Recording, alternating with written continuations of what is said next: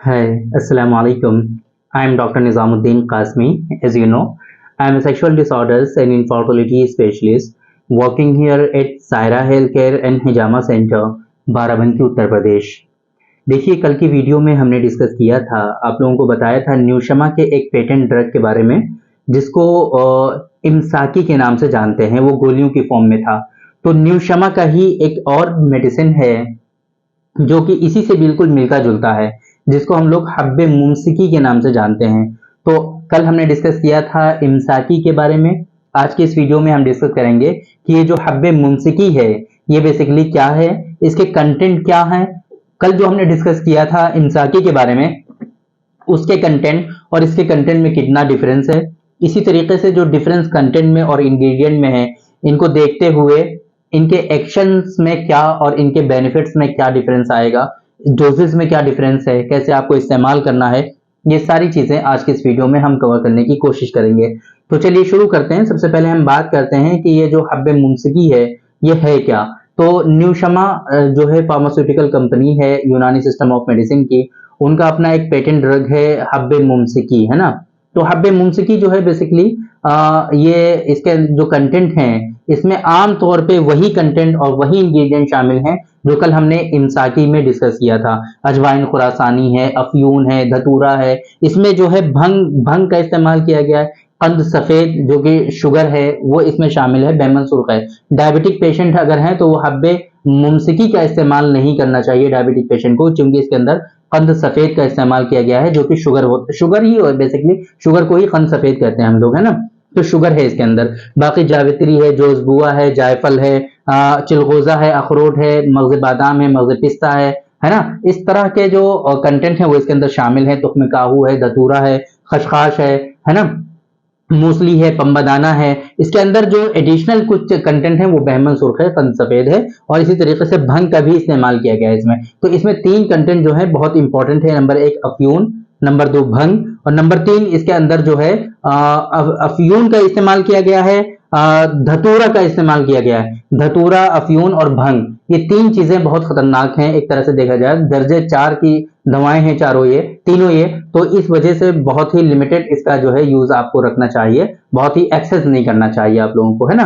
तो इसके जो है कंटेंट आपकी समझ में आ गया कि कौन कौन से कंटेंट और इंग्रेडिएंट इसके अंदर बेसिकली शामिल हैं। इसके हम बेनिफिट्स की बात करें कि ये जो हब्बे मुमसिकी है, इसको आपको कहाँ कहाँ पर इस्तेमाल करना है, तो प्राइमरीली बेनिफिट जो है इसका, वो इसके नाम से ही आपको समझ में आता होगा। मुमसिकी इसके नाम में ही ऐड है, तो कहीं ना कहीं ये इमसाक में इजैकुलेशन के ड्यूरेशन को बढ़ाने के लिए, है ना, बहुत ही ज्यादा इफेक्टिव है ये। प्री मैच्योर इजैकुलेशन, जिसे हम लोग शीघ्र पतन या फिर सुरात इंजाल कहते हैं यूनानी सिस्टम ऑफ मेडिसिन में, वहां पर आप इसका इस्तेमाल कर सकते हैं। जिन लोगों का इजैकुलेशन का पीरियड जो है बहुत ही कम होता है, वहां पर इसके बेनिफिट बहुत अच्छे देखने को मिलेंगे। इरेक्टाइल डिसफंक्शन में बेसिकली इसका इस्तेमाल होता है। स्पर्मेटोरिया, सीमेन की क्वालिटी जिन लोगों में अच्छी नहीं होती है उसकी वजह से, और इसी तरीके से डाइजेशन की प्रॉब्लम की वजह से, और बहुत सारे रीजन की वजह से, तो कुछ लोगों में स्पर्मेटोरिया, जिसे धात की शिकायत कहते हैं, जिरियान की शिकायत कहते हैं, ये डेवलप हो जाती हैं। तो ये बेसिकली क्या करती है ये मेडिसिन, कि आपके सीमेन की क्वालिटी को इंप्रूव करती है। कहीं ना कहीं सीमेन का जो वॉल्यूम है वो बढ़ाती है, सीमेन का प्रोडक्शन आपका बढ़ता है, सीमेन की विस्कोसिटी जो है, जो पतलापन हो जाता है ना, वाटरी सीमेन हो जाता है कुछ लोगों में, तो उसको खत्म करके सीमेन में गाढ़ापन पैदा करता है ना, है ना। जो रिक्कत मनी की शिकायत होती है उसको रिजॉल्व कर देता है।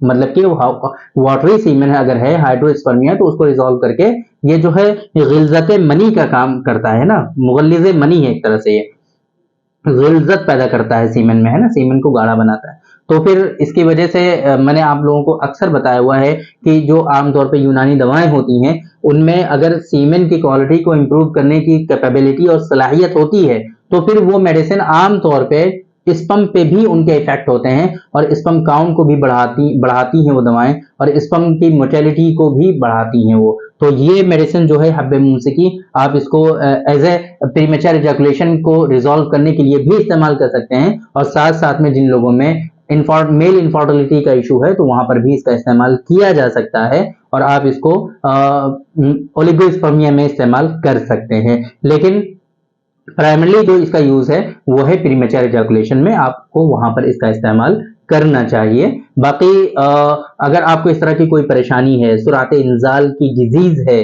प्रीमेचर इजैकुलेशन का मर्ज है, तो उसके लिए बेहतर तो यही है कि आप डॉक्टर साहब से कंसल्ट करके प्रॉपर वे में इसका ट्रीटमेंट फॉलो करें, वो ज्यादा बेहतर है, क्योंकि उससे आपकी डिजीजेस क्योर हो जाएंगी।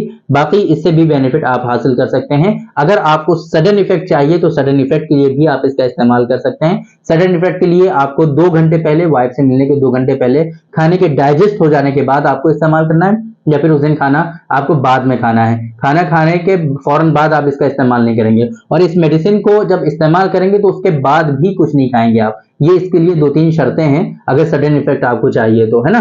तो अगर आपको सडन इफेक्ट के लिए इस्तेमाल करना है तो वाइफ से मिलने के 2 घंटे पहले आपको एक गोली इसकी इस्तेमाल करनी है। और अगर आपको प्रॉपर वे में इसके रिजल्ट चाहिए और सही से इस्तेमाल करना चाहते हैं तो आपको इसकी एक गोली सुबह शाम दोनों टाइम दूध के साथ इस्तेमाल करना है। ये इसके इस्तेमाल करने का तरीका है। दोनों तरीके से हमने आपको बता दिया है कि कैसे कैसे आपको इस्तेमाल करना है। बेहतर तरीका भी मैंने आप लोगों को बता दिया है कि अगर आपको इस तरह की कोई कंडीशन है, डिजीज है, कोई बीमारी है, तो आपको उसके लिए क्या करना चाहिए वो भी हमने आपको बता दिया है। हब्बे मुमसिकी के बारे में हमने आपको बता दिया है, इसके कंटेंट और इंग्रेडिएंट के बारे में बता दिया है। हमने बता दिया है कि इसके बेनिफिट्स क्या है, उसकी डोजेस क्या है। तो उम्मीद करते हैं कि आप लोगों को सारी इंफॉर्मेशन हब्बे मुमसिकी के बारे में पता चल गई होगी, कुछ भी इसके बारे में छूटा नहीं होगा। अगर आप कुछ और जानना चाहते हैं तो कमेंट करके कुछ पूछ सकते हैं। इंशाल्लाह हम दूसरी वीडियोस में उन चीजों को कवर करने की कोशिश करेंगे। तो उम्मीद करते हैं कि आप लोगों को आज के इस वीडियो से कुछ ना कुछ जरूर सीखने को मिला होगा, और आप लोगों को आज की इस वीडियो से कुछ ना कुछ जरूर फायदा हुआ होगा। तो थैंक यू वेरी मच, बहुत बहुत शुक्रिया आपका। आज के इस वीडियो में इतना ही। इंशाल्लाह कल फिर मुलाकात होगी आपसे एक दूसरी वीडियो में। हम डिस्कस करेंगे आपसे एक दूसरे टॉपिक पर। तब तक के लिए आप हमें इजाजत दीजिए। अस्सलाम वालेकुम।